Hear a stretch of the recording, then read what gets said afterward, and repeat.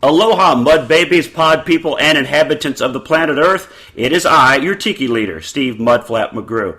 We are coming live from the condo in Oklahoma City. We're sitting here in one of the finest of condos in the business. And I'm here with Hippieman, John Novosad. John has the now famous one-man show called Hippieman's Plan for America. So, welcome, John. And what is the Plan for America? Well, thank you, Steve. It's nice to be here. The Plan for America is, we're going to try to get the national debt paid off in 170 years. Good luck with that. Yeah, and have fun along the way, man. Yeah, that's it. Well, for the people that don't know you, and because this goes everywhere, it's the internet. We got international listeners, so Sweet. Let's give a little background on the history of Hippieman and how he got started out of Boulder, Colorado, right? Right. Yeah, well, my real name is John Novosad. I'm not one of those superheroes that has a secret identity. But yeah, I started doing stand-up comedy a long time ago, 1980, I think, in Boulder, Colorado, at this club called the Blue Note, which was a music club. I remember that. Yeah. Is it still around? No, it's not. It's next to an old Chicago, what was there is next to an old Chicago pizza place, and now it's some little bar. But yeah, it was a really cool music room. They had big name acts in there, and then this guy just had a new talent night. But it was all stand-up on a Tuesday night. Yeah, I remember that. I think I did that with Ellen DeGeneres years ago. Yeah, and yeah, it was great. And it's funny because I took a class in stand-up comedy, and I'm not that kind of person, but it was Boulder always has these weird little free schools and stuff, and so there was a class in stand-up. Continuing education. Yeah. And so I did that, and what was funny was I didn't like the class, and I dropped out. I was a stand-up comedy class dropout. But these people who taught the class gave my name to this guy, and he called me up, and he was just like, yeah, I'm doing this thing in Boulder. And I go, I'm not really a stand-up comic. He's like, that's okay. This is a workshop thing. You can come, do whatever you want. And they had a crowd there and stuff. And the first time, man, I ate it. I was supposed to do 5. After 2.5, I'm like, wow, you guys, I don't have anything else to say. But the crowd was really like, come on, we're with you. We're Boulder. Totally we're behind you. Yeah. The universe wants you to succeed. That's right, and everything. And so I did, a few more. I maybe did a minute more. I still came off at 3.5. But what was great was there was all these Denver guys, who were there, like George McKelvey and Charlie Romero. And I just remember Charlie Romero put his arm around me, and he was like, hey, man, you just got to keep coming down here and doing this. Come down every week. You live in Boulder. And I did, and that's how I got started. I remember there was some joke you used to do years ago about, it was either dropping acid, but it was not acid, but it was soap tablets. Oh, dropping soap. What was that joke? I used to say, and it would be I've always had a little bit of a prop comic in me, but I had this electrosalt, they were salvo tablets first. I did a joke about those. Those were used to be that's what laundry I detergent salvo. tablets, that you would throw in your washer. And I didn't actually have one of those, but I would say, those salvo tablets, they're a bitch to get down, but the high is really worth it, because they were the size of a hockey puck almost, maybe 2/3 the size of a hockey puck.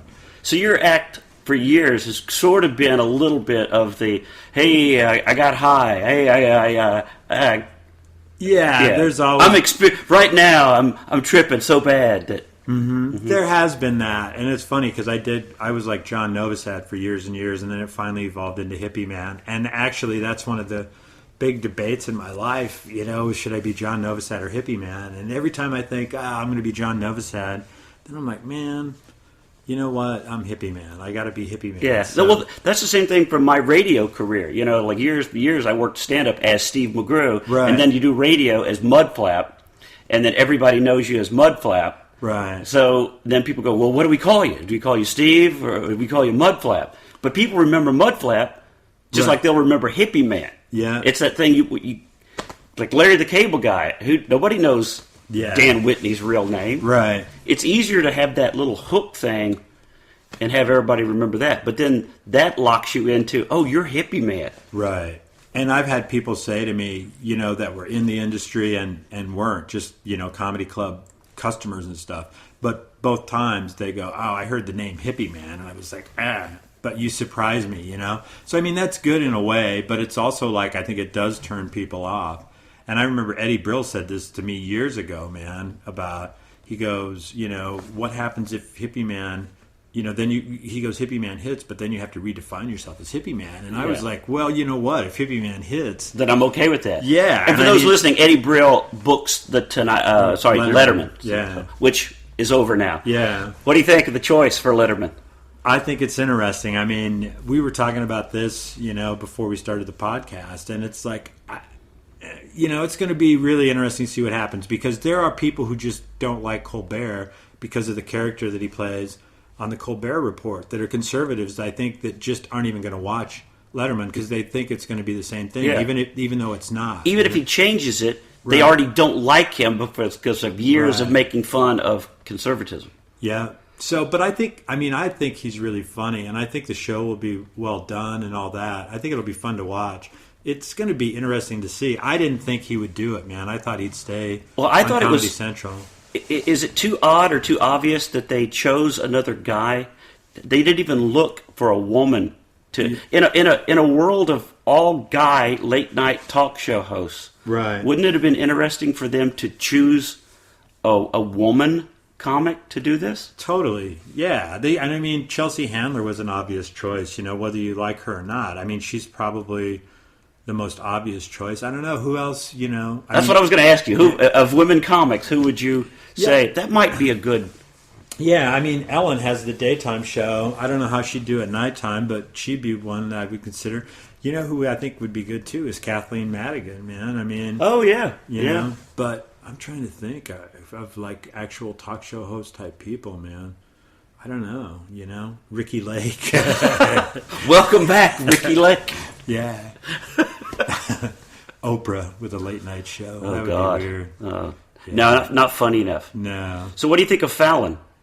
You know what? I like him. When I first started watching whatever it was called late night, the one that Conan had, and then Jimmy he took Fallon, over. Yeah. I was like, but I'll give him credit because I think he really, where he won me over was with all the weird, like playing beer pong with Betty White. Yeah, and those, me too. Yeah, that's what got me, because I went from thinking, okay, this guy's not a comic, right, to he's entertaining me. Yeah, it doesn't matter that he's not.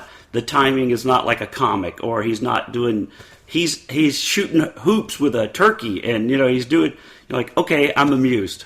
Yeah, that's the way I feel about it too. But when you were talking about the all male club. It's interesting because when you look at now the Tonight Show and Late Night with Seth Meyers, man, it's all from that Lorne Michaels factory. He's just putting those guys in from basically Weekend Update desk to a talk Jesus, show. how much money do you think he's worth? Man. All of his stable is getting shows. Saturday Night Live is still getting shows. Fred Armisen from... Saturday Night Live is the band host, which freaked me out the first time. I had to Google. I saw him, and I'm like, what's going on? He's the band host, but yet he has his own show, Portlandia. Yeah, I know. And Lorne Michaels making money off of that. It's like, they're the industry. They are the industry, yeah. And that's a little bit, I think that those guys are all really talented, but I also think it's a little bit disconcerting because then it's like, well... Step outside the ring. Look for some talent in the rest of the world. Lorne Michaels factory to get a talk show on NBC now. So I don't know, but I think Colbert will do a good job, but I just don't know if that was the best choice from a standpoint of the ratings. Well, again, that goes back to what you were just saying. His character, when he comes out of character, it's just, can he do it? Right. If you get stuck with Hippieman, are you going to be able to ever come back to? To John Novosad, it's like, that's really funny to think of it in terms like that. And man, how being that successful? But because look at Pee Wee Herman. Yeah, man. Paul Rubens has never gone further than Pee Wee Herman did. They didn't do the Paul Rubens talk show. Look at what we were talking earlier about Ollie G, Sacha Baron Cohen. he's back to doing Ollie G, Resurrection. It's like you could not break out of your characters for Sasha to really blow up. Yeah, I mean, it's interesting. And I would go back. I mean, if they did Hippieman Resurrected, like if you would sell out. This is a question I got to ask you, because you are a vegetarian. I am, yeah. Yeah. Yeah. I'm a vegetarian. Yeah. So would you sell out and do a commercial that you actually sold, like, hey, this is Hippieman for beef. It's what's for breakfast. And eat the beef? Yeah. Yeah, I would. I mean, I would, because, and, you know, here's the thing. It's like... So you're not dedicated. Yeah, I'm not... I'm a Boulderite, but I'm not... I didn't drink all the Kool-Aid, I guess. You didn't finish your little cup, did you? Yeah, I didn't. But, you know, it's too many years in show business and too many years of, like, you know, opportunities come, you know... The really big and good ones, you know, are few and far between. And I mean, sometimes you get those opportunities early, and that can, you know, launch you into a whole career or whatever. But I guess the point I'm making is that if I got a national commercial where I could make $50,000 or $75,000 and have to eat a piece of meat, you would do it. I'm fucking doing it, man. Excuse my French. I'm sorry. No, that's okay. It's a podcast. Yeah, we're allowed to cuss. But yeah, I totally would do it. You know. What about the judgment you would receive from your... I would say, you know what? Go and travel 1,200 miles from your home for $600 flat, where you have to pay your own airfare. Stay in a condo that isn't as nice as this one. This really is a nice house. This is a nice big screen TV, Wi-Fi. Nice, but some of the places they put you up. So, you know, go travel across the country for $600. Come back home, if you're lucky, with $200 profit, you know, and then tell me that I'm selling out. And I mean, you don't just do that one week as a comic, but you do that a lot. Right. And then you get to the point where you're making more, but still, man, I mean, you spend a lot of time for a little bit of money away from home, you know? Well, tell me, and the listeners, tell me your best and favorite bizarre road story. What happened somewhere on the road that... You know, every comic's got one of those, like, well, then we met this guy and we went back to his teepee and... Yeah. You know, this... I do have a story. I can't use names. Okay, that's fine. All right. Uh-huh. But it was a few years ago. Well, it was actually probably like 10 years ago. And I was in Tucson, Arizona. I used to be a huge baseball fan. I'm not as big a baseball fan now, but I used to go every year for spring training. And so the Rockies trained there, and I'm a Colorado guy. So a Colorado Rockies pitcher comes into the club, and he just loves our show. And it's me and a girl comic and another guy comic. And so he invites us out for this night, you know, after the show. And it's a 2-show night, so they stay. His entourage are with him. And I remember now that it was right when we went to war the first time with Iraq. So whatever that year was, I can't remember. That'd be 90, 91, something like that. Something like that, yeah. So we all go out, you know, and just party in these bars, and you know, and then the bars close, and we end up at this pitcher's house. We can't say what pitcher this is. No, right? I can't. And I don't want to say what female comic it was either, because this guy started, like, you know, getting on it. Yeah, in his house, this big rented house that he had. And I said I was like talking to the girl comic, going, you know, when opportunity, I go, is everything okay? Is everything? And she goes, yeah, we're fine, you know, don't worry about it. But, and I mean, she was good. She was well in control, because I talked to her, you know, after, and then years after too. And she was like, yeah, it was a little bit weird, but it was fine. But no charges were filed. Yeah, she goes, I never felt, but it was really weird. And so we ended up staying up all night at this, which was actually, it was really fun. I mean, the whole thing was a great night. And I mean, the guy really, he was on the border, but I checked with her, and she everything was cool. was good. Yeah, you know, so... And as long as she was okay, I was okay. But it was almost one of those parties that you always see about in Hollywood movies. That it just gets out of hand and it goes too far. You know. And I remember and what was funny was I didn't have a coat because we were in Tucson, Arizona, and it got fucking kind of chilly. And here I am in this fucking baseball player's house laying on the floor, trying to sleep. And I used to do this big closer where I was Hippieman, and I'd turn into Hippieman wearing all the tie-dye stuff, and I had a cape. I used my cape as a blanket. Were you still in your leotard outfit? No, okay, no. That'd be a that'd picture. Be really weird, yeah. But I did use my cape as a blanket. And then I had an aunt and uncle who lived in Tucson, and I would always go to see them. And as fate would have it, I was supposed to see them the next day at like noon for lunch and this whole family thing. And I was pretty fucking hungover, but I made it. We got a ride back down because the guy had to go and work out, with the Rockies and stuff. So he gave us a ride back down at like 7:30 in the morning. And And he had been up all night? Yeah. That's why, like I say, I don't want to say names. Did they lose games after that? Can you say? Yeah, he didn't do that well. He came from another team and, was kind of like... What team did he come from? We can lay down clues. No. Come on! I don't want to do that. But yeah, and the thing that was so weird about it was that we were going to war the next day, or, right around then, with in Iraq, and this guy, we're driving through the desert in Tucson in this big Humvee, and he has like a little screen with, the news. We're watching the war start as we're going through the desert in this guy's Humvee. It was crazy, man. How much money was this guy making? Man, he was making millions. Because I don't even remember being like that kind of technology. I know, yeah, back then. I know, it was weird, man. I specifically remember, I'm a hippie and a stoner guy, but I do remember. But I remember that. Yeah, it was crazy. So that's one of my wildest ones. Anything ever happen in a club that you were like shocked by? Like somebody fall over and die, or have a seizure like the other night? Yeah, that's pretty wild. That happened to you, man. Yeah. Nothing that dramatic, but I did have a girl throw up in her hands in the front row while I was on stage. Okay, that's the story I'm looking for right there. Yeah. Uh-huh. I mean, I guess you could say something about my act. How am I doing? Yeah.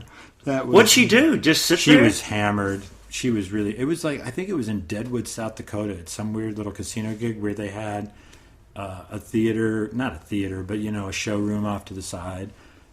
Separate showroom. And I saw her when they were seating her, and I was like, I can't believe they're seating her. She's so drunk. Why are they seating her? In the front row. And sure enough, and I was featuring for someone, I don't even remember who it was. And they bring me up, and then I'm like, hey, doing my show, and I don't know, like 5 minutes in, she's like, and then, there's people helping her, and it's just like, what do you... Who helps somebody? Her friends. Yeah, but if you're sitting there with vomit in your hands, do you even touch those people? You're like... Get up! Get away from me! It was weird, and somehow I kept going, and they cleaned it up, and I just, it was horrible. I wasn't obviously not going to get any laughs, but you just kind of, it's like you're spinning a plate while everybody gets their shit together. Let me kill time while they get this ready for the next guy. Yeah. So, and then there was another time, actually it was in Oklahoma City, man. I was working with someone, I was featuring, and it was at the old club, Jokers, and the mic went out, and I have a really soft voice anyway, and I'm featuring, so then I'm like, I'm just trying to get through, and somebody goes, we can't hear you, and so I start, did the... Getting louder. Yeah, I got louder, but I did the old standard thing of like, oh, I'm sorry if you missed something, and then I went back to this beginning of my act, that thing, but I literally just treaded water while they kept screwing around with the mic, and I would shout out what I could, and I kept it going. And then they finally got it going again when I had like 5 minutes left. And I remember the headliner that night was like, you were the hero of the show, man, because you just took a bullet for me. I had to do a show in Detroit at Chaplin's years ago where the power went out. Wow. And so there was no lights, no nothing. And it was weird that there was like doors that they could open and car headlights. They just shined a car headlight. Wow. Was that I'm pretty sure it was on Telegraph Road. Was that the one that was like a Vegas showroom? I think so, yeah. I remember that room. Yeah. That's funny, man. And it was no sound, but these lights, and I was just loud.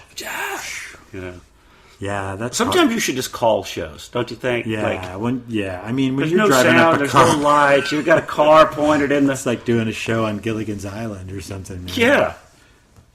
Yeah, I think you have to call the shows sometimes. So when you're out on the road, well, I started to ask. Well, it makes no sense now because you're not the typical comic. I was going to go, what's your favorite road food? Because every comic's got. Right. But there's not really a fast food for vegetarians, is there? No, I mean there's Subway, I guess. If you can get a veggie sandwich there. But yeah, there's some places I've been where, if you're on foot and all that's around is like fast food, you just end up doing some weird stuff, like buying something and taking the meat out of it. Or you buy fries and I'm not like. I mean, I don't. Like you said earlier, you would eat meat if you were starving. Yeah, I totally would. And I'm not a vegan. I'm lacto-ovo. I mean, what does that mean? Wait, explain. Yeah. What is lacto-ovo? Like eggs and cheese. I mean, I used to eat yogurt. I don't really eat yogurt anymore, but I'll have cheese. Well, what is the breakdown of all of these things? So obviously you're aware of that because you know terms like lacto-ovo. There's vegetarian, vegan. Whatever you just said. Yeah, I mean, I guess pesci something. I don't even know what that is. That's something that people that only eat fish. Oh, there's some kind of yeah. I'm not sure, but the ones that I know of are basically like lacto-ovo and vegan. There's some people who say they're vegetarians but they eat fish. I don't know there might be a term for that, but I don't know what that is. I don't call that a vegetarian. But I do. I'll even eat eggs, I just don't eat any kind of flesh, And the whole reason I'm a vegetarian is just like, I think it was in Pulp Fiction when Samuel L. Jackson's character says, if your old lady's a vegetarian, that pretty much makes you a vegetarian. Because that's all she's going to make. That's all it's going to be around the girl house. that I married was, a vegetarian. And look how that turned out. Yeah, and she's probably eating meat now, and I'm still a vegetarian, but we're not married anymore. So, but that's how I became one. And then when we got divorced, I was like, I like it. Well, I like the way you said, I don't eat flesh. Right. That sounds horrible. Yeah. I don't eat flesh. Yeah, and I don't mean it like that. I'm not a militant, like. Well, I've heard it described. Somebody said, I won't eat anything that had a face. Right. Yeah, I've heard that too. And I guess that's the same thing. But the flesh sounds like worse. It's a stronger word. Yeah, because a little fish has a face, right. And a little chicken has a face. But flesh sounds like I will not eat flesh. But you know what they should do is breed animals without their faces. That's right. Then you could eat them. Just some weird. Now you got PETA after you. Yeah. How can you dare say breed animals without faces? See these animals just bumping into. Oh man. Yeah, that's when I'll eat meat. When you show me a cow without a face, which sounds like a Leonard Cohen song or something, but that's when I'll eat it. No, I don't. I mean, well, then that means you've never had barbacoa. What's that? Barbacoa is the meat off a cow's head. That's all that it is. Oh, it's really? Just, you take the meat off a cow's face and kind of make it into a barbecue kind of thing. Wow, have you ever had it? Yeah, it's really good. Is it? Yeah. You know what? My father was actually a butcher, man. My mom and dad had a grocery store, so I'm the vegetarian son of a butcher. So you really are like an outcast. Kinda, I guess. Yeah. This meat supported this family and put you through a roof over your head, and this is how you repay us. Yeah, I guess that's it. What am I? I'm just a troublemaker. Hippieman Yeah, from the go. Hippieman. Yeah, I mean Hippieman. You would figure he'd be at least some sort of a vegetarian, Well, what is Hippieman's take on the Malaysian airline? What do you think has happened to this plane? Well, my favorite thing about that was when Courtney Love, did you see Courtney Love said, and they posted it on Facebook, this article about Courtney Love thought she found where it was, and she was studying pictures, and how high was she? Yeah, but I think that those pilots, this is what I honestly think, that one of the pilot or the co-pilot decided to kill himself and was like, I'm taking all these people with me, and they programmed in that weird turn, and he literally flew it to, think about it. Middle of nowhere. Yeah, the pilot would know the best place to go crash a plane, in the deepest part of the ocean or whatever, the most remote. And I think that's what he did, was just like, fuck it, we're going here to the Indian Ocean, we'll run out of gas, and I'm really pissed at that bitch for leaving me, you know? Oh, I've thought that too. I've always thought I don't want to get the pilot that just broke up with somebody. Yeah, that's the way she'll miss me if I was dead. Yeah. You know, because everybody else has thought that. So who knows? She'd miss me. That's my theory. But I like Courtney Love. But let's go back to my theory. How did a plane full of people with cell phones not get something out and off? Just some kind of, hey, well, I think we're off course. Hey, should we have been there by now? That's the thing. I mean, how long of a flight was it? Do you know?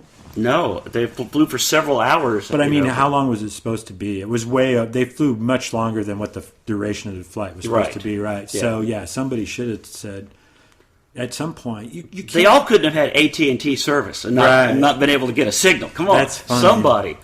Yeah, somebody. Yeah, that is weird. So, did somebody overtake the plane and take all their phones? I mean, that's what I'm wondering. Yeah, maybe. And I heard this one thing of how the pilot took it up, just shot it straight up in the air, so the oxygen level, knocked everybody out.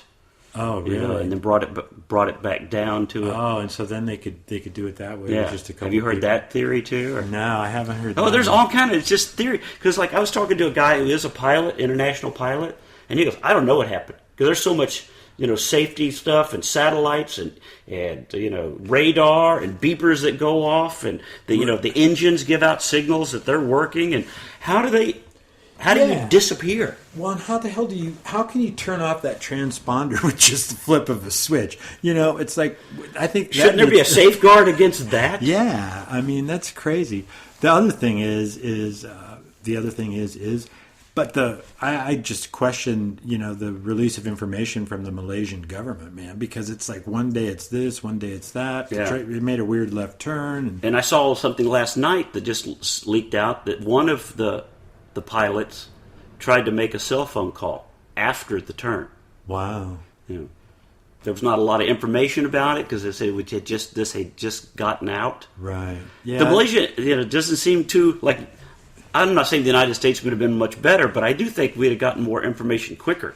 Yeah, I think so. It just seems like somebody is trying to either they're inept or they're really trying to cover hide something up. Yeah, it's pretty weird, but it is amazing because I mean, what was it? 282 people or something on that. 239. Just saw that last night. 239 people, and it just totally disappeared. And it's been a month. You're like, how does that happen? You know who they need to call on this? Who? Scully and Mulder. Oh, they do. Yeah. Get the X-Files team on this, and they should book Courtney Love to make a special appearance. Were you an X-Files? No, I watched it a little bit, but I wasn't big on it. No. What's your favorite show now? My favorite show now? Well, I actually like Brooklyn Nine-Nine. I think that's pretty funny. The Andy Samberg. I've never seen it. Yeah, it's pretty funny. I think that's funny. Parks and Rec, I like. There's some times where it gets a little bit too weird for me, but I really like Parks and Rec. I'm not I don't like the whole procedural drama, crime scene things. I've just never been into that. NCIS or any of that kind of... I've seen those. CSI Miami. The one that always kind of made me laugh was the Numbers one with the brother who was like super... Genius. Yeah. He would find the patterns and then in the guy number. From Northern Exposure was in it too. That one always made me laugh. That was a great show, though. Yeah. Northern Exposure. Oh, yeah. That was a good show, yeah. Yeah. But I guess that's it. I watch... But on The Daily Show and Colbert, I mean, I like those. Because you got to do the left-wing leaning kind of, what are my people saying? I'm a left-winger for sure. But you're not. You say you are, but when we talk, it's like most people, you go, yeah, they really ought to fix that. Yeah, they really ought to balance the budget. Yeah, they really ought to cut a program. Well, and that's what Hippieman's Plan for America really is. It's like the whole premise is that I am disappointed with all of them, and so it's like I have a better plan, and I mean I do it in a comedic way, so it really doesn't make sense, but it's not supposed to. I'm a friggin' stand-up comic.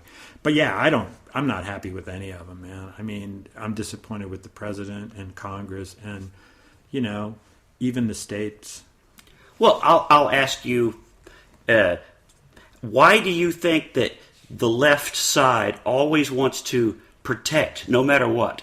No matter, like, they'll even lie about, and I'm not saying the other side does either, but sometimes it's so obvious that they're just trying to protect instead of going, yeah, you're right, that was a pretty shitty rollout on the website. Right. You know what I mean? They're just... Yeah, I don't know. I guess because it's become so divisive, so divided, that they don't want to give an inch either side. And so they won't acknowledge it. But yeah, how could you say that it wasn't a really bad rollout? And I mean, it's like we were talking about this week.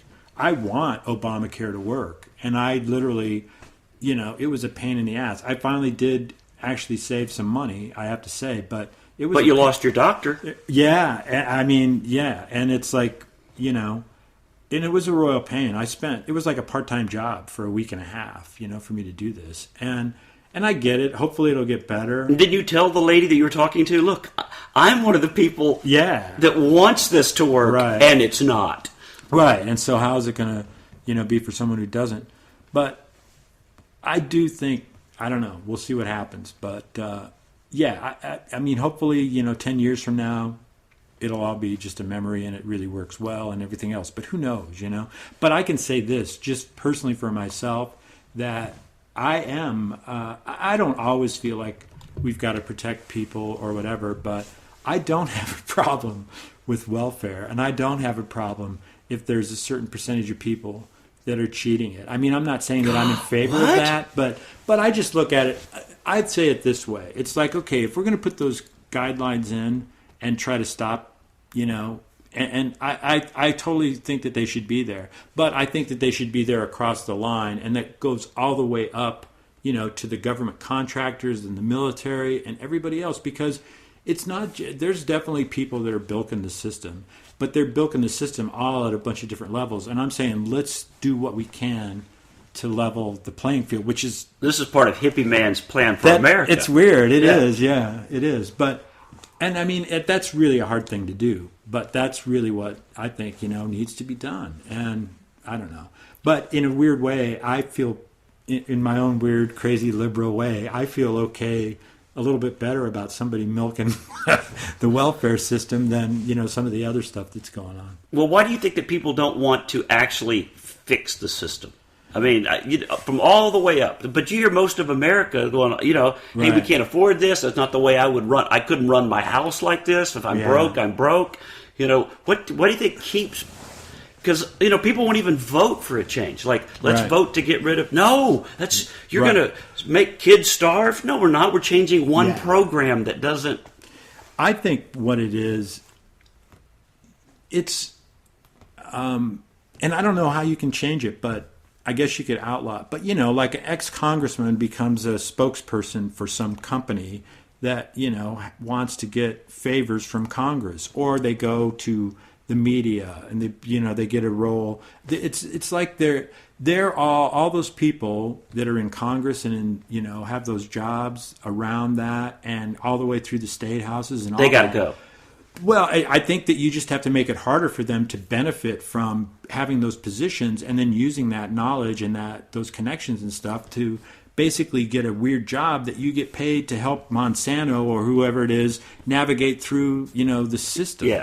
Yeah. And so that's why they don't want to change it, because it's all that they're all making money. You were saying you think there's something that happens when somebody gets elected president. Tell us your belief on what happens. Yeah, and I'm not the only one who's ever said this, but I think what they do is right after the inauguration is bring him into a dark room and show him that Zapruder film of Kennedy being assassinated and go, do you want to play ball with us? And here's what, you got to do. Okay. Yeah. Okay. Yeah, and who's going to say no, I don't know. I mean, even if I wasn't, I would be like, sure, I'm playing ball. Man. I just want to know if there's a true book of secrets, national secrets that they actually have and keep. And, now that you're president, we have to show you this alien thing that happened between the Planet X and Eisenhower, Yeah. We're the Masons for real. We're the... Right. And you're going to protect this at all costs. Maybe there's the aliens that are showing them, Yeah. I think it's aliens that shot Kennedy. That's mine. And they just made it look like it was... The single ray gun theory, huh? Yeah, they did it way from... with a laser. Something. But yeah, I don't know. If you were president, with Hippieman's Plan for America, if you became president and they didn't show you the Zapruder film, Right. what would be the first thing you would put into effect? Well, the first thing I would do, it wouldn't be really putting into effect, is smoke a doob on the roof of the White House with Willie Nelson, because I always heard that story that he smoked weed on the roof of the White House. So, When Carter was president? So I would do that, but what would be the first? Well, I guess, man, I mean, I would really, and it's crazy to say it because everybody would try to stop me, but what I would try to do is get as many of our troops home as possible, man, and figure out a way to tell these other countries that You're on your own? Yeah, and I mean, if you screw up, I guess... We'll come back. Yeah, but we got to, and I really would. I mean, I just think, I don't know, it's, in a way, we have to be the fucking cop on the block, but in another way, we have to... Sometimes you don't see the cop on the block, I guess, is what I'm saying, and we got to get... That wouldn't really be the first thing I try to do. You don't think we should be the world's big brother anymore then, huh?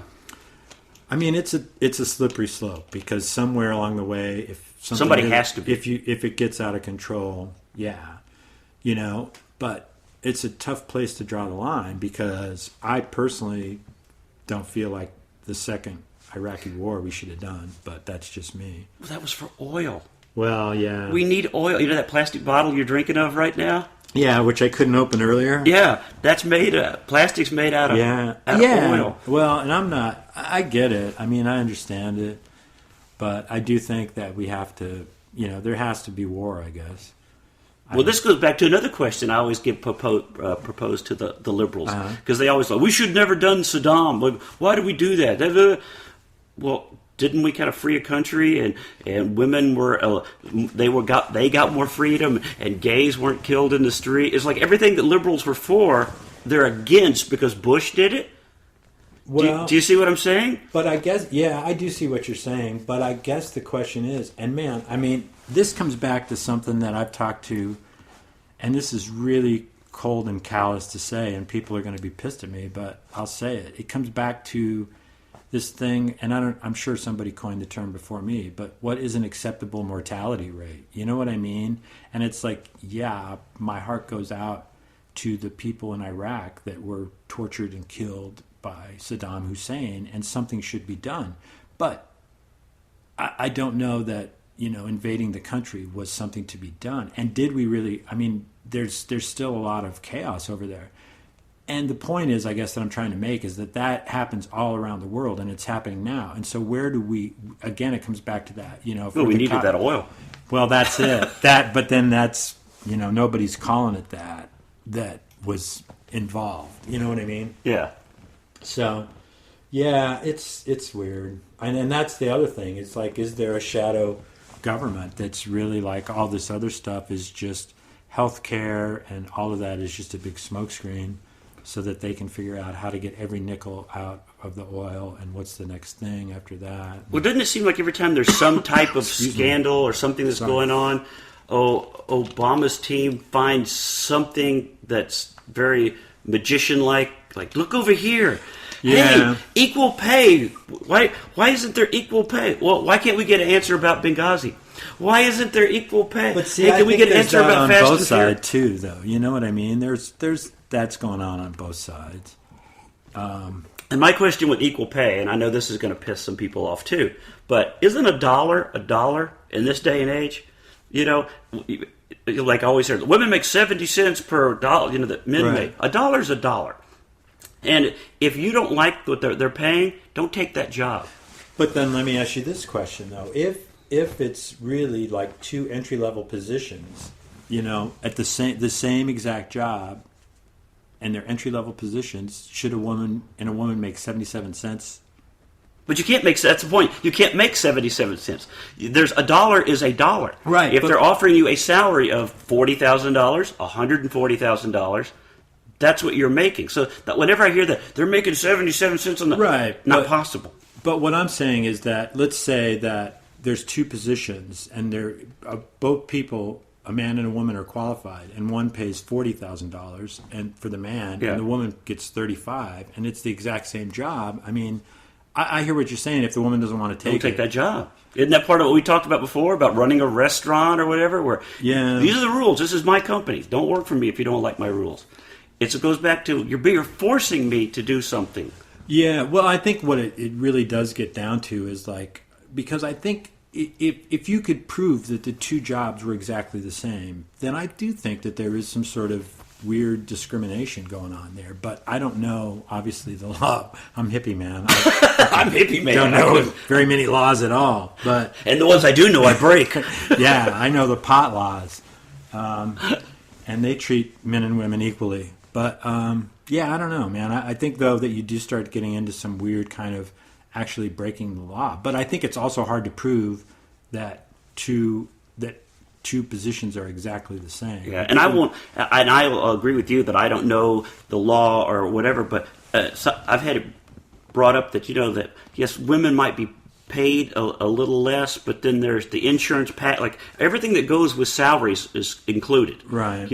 But your insurance package now includes like this maternity thing, and there's extra, and there's the time off, and that goes, and that becomes income, but doesn't actually show up as income, where a guy gets this salary, but he doesn't get maternity, Yeah. There's a whole balance of things that figure into them.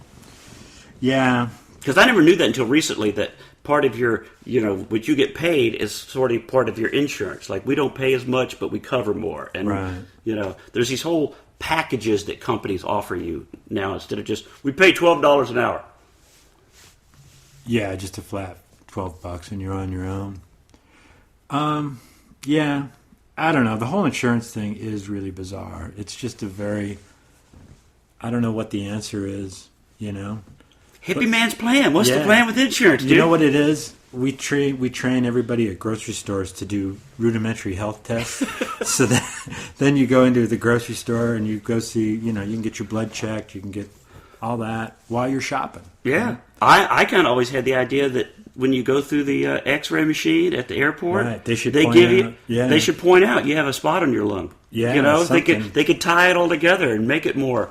Why waste this X-ray technology? Right. We're going to send you through again, and this time. And this time, could you take that? Yeah, we're going to focus on your hoo-ha, because I think you have a spot on your hoo-ha. Oh, that's just because I had the same idea once before of like I know how women love to multitask. Mm-hmm. So we should have like this place where you could get your gyno exam and your oil changed at the same time. Right. You could both be up on the rack at the same, while they got your jiffy pubes or something where you could. I like it. Yeah. See, well, you look pretty good, but your car needs a new. Yeah. Yeah, you're about a quart low on estrogen, and your car needs a new filter. Yeah, exactly. I think it's a good idea, man. That's what we got to start doing is multitasking. Well, people always say that, but the research shows that we don't actually multitask.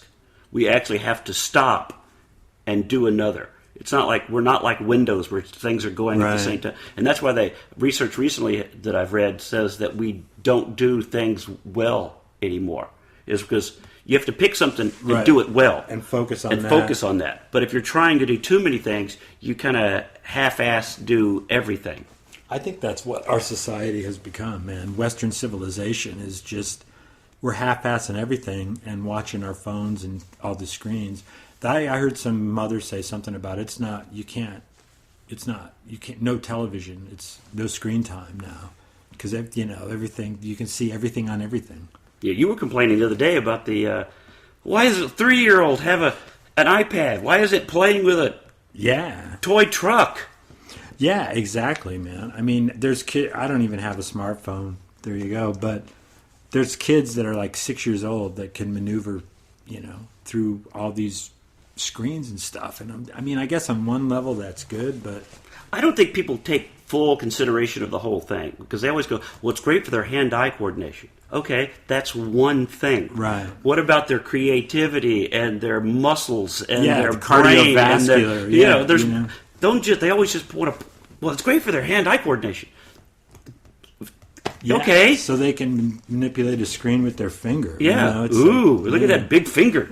Man, look at this kid. Yeah, I just think, and it's really has, and I hate to sound like an old guy, but I really think that it's, the reason that there's so much weird ADD and all that is because we literally are looking at 40-second clips, and everything is just it has to be fed to you, given to you, input all the time. Yeah, because I said that years ago, and I started getting annoyed with the parents that put TVs in the back seat of cars. Mm-hmm. That's how you distract your kid. You're just keeping them quiet by distraction, not by learning, not by, hey, sit still and learn to sit still. Right, like learning how to interact with their siblings. And stuff. Doesn't that create an ADD type of situation that you can't sit still and you have to have input, and you're teaching your child to have a problem? Yeah. What's Hippieman's plan on that? Man, we got to get rid of all the screens. Man! All the screens. Not even screens and pipes anymore. No, I don't know. I don't know what the plan is. I'll ask you another question on that. Right. Because that's funny you said that. Screens and pipes. Mm-hmm. What's the strangest thing Hippieman has ever made a pipe out of? Oh, man, the strangest thing? Well, I've made a total pipe out of aluminum foil, which was really weird. I mean, I've used foil before, like with a toilet paper tube, and you make a weird carburetor thing. But I actually made a pipe out of aluminum foil.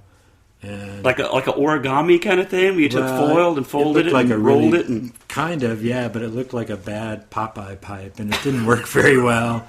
There's a lot of blow through. I tried to make a screen and stuff, but apples, everybody knows. But I've made a lot of pipes out of apples. Yeah. When you're on the road and you don't want to pack a pipe, so. Well, you being from Colorado, and we now have the legal weed in Colorado, and everybody is watching us. What is your take now on legal weed in Colorado? Hippieman. Yeah, I'm against it. No, I'm in favor of it. I am, and I think it's really interesting to see, what's going to happen. So far, I've been really impressed, and I think the way that they've done it is good in the sense that we had however many years that was with medicinal marijuana, and they call it a red card. You get this card, and it's red, and you have to have that card to go into the dispensaries.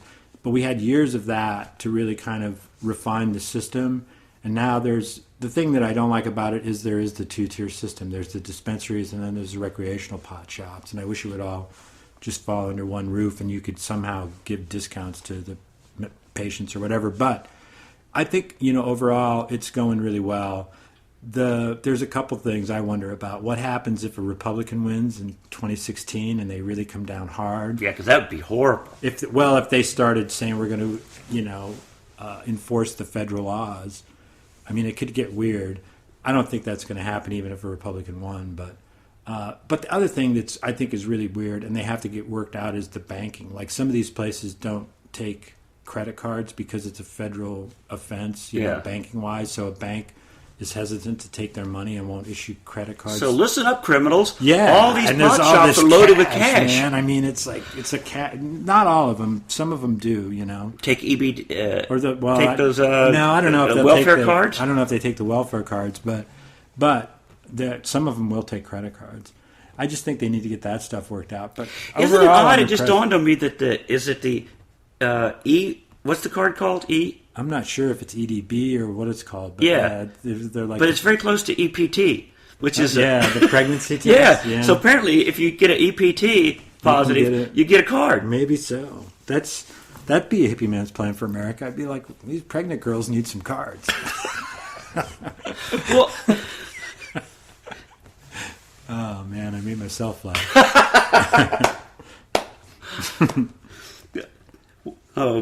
So what is Hippieman's favorite? I know that in this day and age, there's so many strains of pot in Colorado.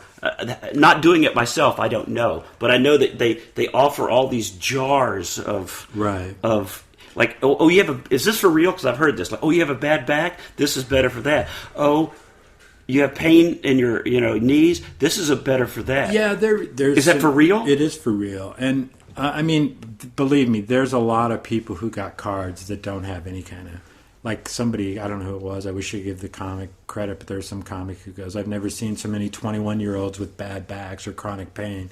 There's a lot of young kids that got cards and stuff. And I mean, the whole doctor evaluation thing. I've never heard of anybody who paid the $60 or whatever it is for the doctor's evaluation that didn't walk away with a card. Yeah, didn't get the prescription. Well, it's like you go to California. You walk down Venice Beach. Have you been down there? There's actually like kiosks, like Charlie Brown. The doctor is in. Yeah, and they'll just rubber stamp you through, and that's pretty much what it is. But there's also, I mean, there is legitimate, like I don't even know how they do it, but they do an extract of the marijuana somehow, and it takes a lot of the THC out, but it leaves this other chemical in that's really good for anti-seizure. And there's some family that their young son or daughter takes this medicine, and it really drastically reduces down their seizures. So there's legitimate. Oh, I believe that. I think so, because recently there was a study done that said there's a chemical in cannabis that helps stop the growth of certain cancer cells. Yeah, I really believe stuff like that. The strains, it's funny because they all have, train wreck and all these crazy names. What happened to the good names like Maui Wowie and Acapulco Gold? Do those even exist anymore? I don't remember ever seeing those names. I mean, some of the names are really funny, but they're divided into two kinds. There's sativas and indicas, and supposedly the indicas are going to help you sleep, but they never have helped me sleep. It's more of a body kind of. I'm more of a sativa guy. That's like, up in your head more, and it's more alert and everything. But my favorite strain right now is Blue Dream. It's called, and I just, it is. I like to get kind of up, and that's what it does. So it scares me. Does it? No, because I have, I've been clean and sober and hadn't had a drink in 26 years, and I doubt if I would ever do this, honestly, But, just the whole thought of the society being able to get high one day. If this spreads across the country, won't we become just that society of like, hey, I got high and I can't get off the couch? Well, there's definitely that factor. There, I think it's like anything in society. There's people that can do it and function, at a fairly high level, and then there's people who do it to an extreme. Yeah, it goes back to what we were talking with the kids and the big finger. It's good for their hand-eye coordination. Yeah. Well, some people it's good for, but maybe not everybody. Right. Yeah, and I guess that's just, part of living in a society is that there's going to be people that, And I think this goes back to what we talked about earlier, the shadow government. They want us. Right. They really would like to have us just stoned and happy. Like the old Roman theories of give them cake and circuses. It's true. And keep them dumb and happy. And and it goes back to the screen time, man. People get high, sit there and watch their iPad, and you can YouTube anything and go, wow, I want to see, whatever it is, Bobcat Goldthwait in that cop movie where he says this, and you go, bah, bah, bah, bah, and all of a sudden you're high and you're watching that particular clip. Well, like the other day, when Hillary got that shoe thrown at her, and I Googled, who throws a shoe? Because I remember the line from Austin Powers, and just that clip came up on the internet. It's amazing. Ow! Who throws a shoe? It's crazy, yeah. I spent the morning looking at clips of John Lennon live and then Johnny Cash. I'm a big Johnny Cash fan, and you just start going. Hippieman is a Johnny Cash. Total Johnny Cash. You like fan. Country music. Yeah. Or just Johnny Cash? I like the old school country, though, like Lefty Frizzell, that kind of stuff. Yeah. Honky Tonk. What was the guy? Bill Monroe. Yeah. A little bit of bluegrass I'm country. Honky Tonk, man. Yeah. But I love Johnny Cash. That's Johnny Horton, by the way. Yeah. But, I think I was talking to our mutual friend Ben Roy the other day, and we're talking about possibly doing a country album together. That's pretty cool. Because Ben loves country. And he goes, there's a whole new group of people that are trying to bring back country, like real country. And I thought that was kind of cool to hear that, because we're so used to now this bad country. And I talked about this on the show, and my girlfriend hates it because I always end up discussing this somehow, some way. But that's really cool to hear that there's a whole, and I think that probably goes back to the 80s when Dwight Yoakam and all those guys started playing L.A. They were in the L.A. punk scene. Right. Yeah. And it is. I mean, there are people that, really like that go back to that. That's the roots. That's what it's supposed to be. It's supposed to be steel guitar and attitude. Yeah, I've always said I've said this, that somewhere I was a farmer. Some other. I'm not big into reincarnation, but I think I was a farmer. Well, hold on a second, because you're the first person ever that wasn't the king of a country. Yeah, I know, man. Or a pharaoh, or a. Yeah.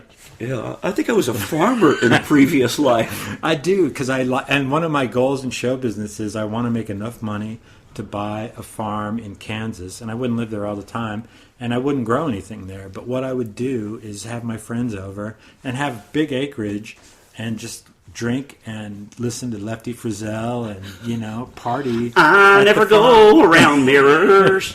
Yep. And, man, that would just be so much fun. That's I want to have that kind of, I kind of had that same years ago. I wanted buy land, and I wanted to build a fort in the center of it. That'd be cool. Like an actual Old West fort, like Fort Apache. Mm-hmm. What it looked like. The big-ass doors that open Yeah, the big doors Yeah. and the pointy fences and what do they call, like the turret up on the top there where you could row up. Who's at the gate? Yeah, man. I just thought it'd be cool to live in like an old fort in the middle of like 10 acres. That would be really cool. Wouldn't that be cool? Yeah. Raise the flag in the middle of it every day and just kind of have this... Yeah, man. You could even have your guests come in on horseback. And Yeah. stuff. Wouldn't that be cool? That would be really cool. You have live country bands every once in a while. That's why, like my one friend who was in a comic goes, "You're not hippie, man. You're a crass capitalist." I'm working the angles, man. But I am, You are. You're trying to make money. I'm trying. I want to be successful. I want to be nationally famous. You know what? I mean, you want to be so famous that people don't see you and go, "Hey, Einstein." Yeah, exactly. Because that's what I get now. People think they don't think I'm Einstein, but they want to just make that comparison because I'm a weird-looking guy with wild hair and a mustache. So you look a lot like Einstein. Yeah, I mean, I would do. never say, "Hey, Right. Einstein" to you, but you kind of go, "Yeah," when people say it. Yeah, no, I do, and I do, and I understand it. But I also we were talking about this too. It's like I just don't get how some people just feel the need to even verbalize that. I really am from the school of like when I see two people and they're looking at me and talking about me, but they're talking to themselves, then I'm just like, well, whatever. But when someone comes up, blah, Einstein, and they're drunk or whatever, I'm just like, and I know I look this way, and so, but you're not afraid to look this way. Like right. I get all the time, "Hey, Vince Neil," or right. "Hey, Brett Michaels." Mm-hmm. Again, just like you said, I don't understand what people feel the need. Okay, you made the connection. Right. Okay, so what? I don't go, "Hey, Fatty Arbuckle." Right. Or, "Hey, Milk Toast." Yeah. Why are you so afraid to not look different? Yeah. Or it'd be like going up to somebody who, was missing an arm and going, "Hey, what happened to your arm?" I mean, I don't mean that my look, but you know what I mean? It's just like something that is obvious. Yeah. So why do you think right. they feel the need to say something instead of just going, I remember in the past leaning over and go, "Hey, this dude looks like John Wayne." Right. Like to a friend, Yeah. But and you that's never go, one thing. "Hey, John Wayne." Yeah. Yeah. And my example of the missing arm wasn't a good one to compare. Hey, hey, missing arm guy. Hey. But hey, Becker. Yeah, exactly. But I think that it's just, and again, it's me sounding like an old guy, but it's the new generation, and it's the new. Everything is instantaneous, and so it's just like there's some barriers, but a lot of them are down, and people just feel the need. No filters. People have no. Yeah. That goes back. I think a lot of people aren't taught that with freedom comes responsibility. Everybody goes, "Hey, it's my freedom of speech." Right. Yes, but you have the responsibility of speech. I don't think people are taught that. Like, I should be able to say whatever I want to. Yes, you have that right, but what is you can't yell fire in a... Yeah, and also there's just a certain amount of, tact. There's no real tact anymore. Yeah, whatever you want to call it, social mores or, just being polite. And that's the perfect way to put it, polite. What's Hippieman's plan for America to getting us back to politeness? You have to button your lips sometimes, you know what I mean? Because, man, I'm as judgmental as anybody else. I see a beautiful woman, I'm like, wow. Or I see somebody who's obese, and I'm like, wow. Wow. But I don't go, like you said, "Hey, fatty," "Hey, Fatty Arbuckle," or "Jesus," how did you get like that? And I'm not. On one level, I'm still being judgmental, but I do think that it's polite not to go up to that person and tell them what you think, unless it's a friend who says, hey, what do you think? Yeah. What do you think of, Well, how should I wear my hair? Yeah. Do you ever just want to, like, oh my God, who put Einstein's head on my body? I fell asleep. No, because I mean, I see it, but I don't know. I think even if I got my hair cut, I'm still a weird-looking guy. I might not look like Einstein, but I'm just a weird-looking person. And I don't mean that in a bad way, but it's just the way that I am, You just have to accept this is what... I've accepted it, and so I guess I'm asking all of you... to accept me. Yeah, and to just look at me and be judgmental and say shit to your friends, but... Well, things have gone well for you in comedy. I mean, you've done 2... Craig Ferguson's. Mm-hmm. Possibly a third, right? Yeah, I've submitted a set. I think I'm going to get a third. I don't have a date yet, but yeah, that's been really good. And he's just great. I mean, I met him at the Comedy Works, the club in Denver, my home club. Opened for him there, and they liked me and contacted me. And I mean, I had to work to get on that show. You got to submit a set and everything, but yeah, he's just great. I see him every couple of years. He'll come through Denver, and he's always like, I want to have you back on the show. You're like, okay. Yeah, and so... That's really good. That's the beauty, too, of showbiz is that you just, get to rub elbows with a lot of people. And sometimes things work out, and you get an opportunity from just being a comic working. Yeah, and which is happening now with your Hippieman's Plan for America. We keep going back to this, but that's what... You've got this one-man show now. You've done it once, and people already have gone, hey, I've heard about it. I'd like to book it. Yeah, I've got it booked in Aspen in February of 2015 at the Aspen Laugh Festival. We're going to do it there.